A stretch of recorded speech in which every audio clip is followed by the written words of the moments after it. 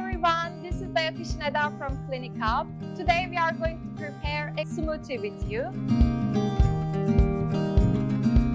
We are going to combine all the ingredients into our blender and then we are going to blend them together until it's smooth and we are going to enjoy our meal together. We have our ingredients here.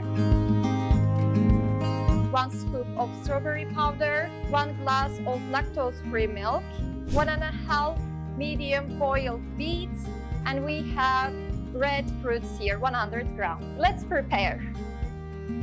We are pouring our lactose-free milk, pouring our wheat. It has a rich antioxidant ingredient here. We are pouring our red fruits.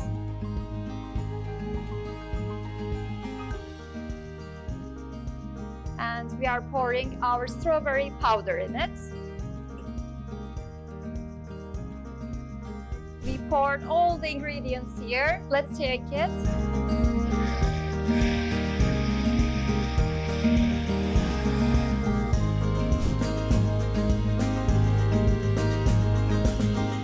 It's ready.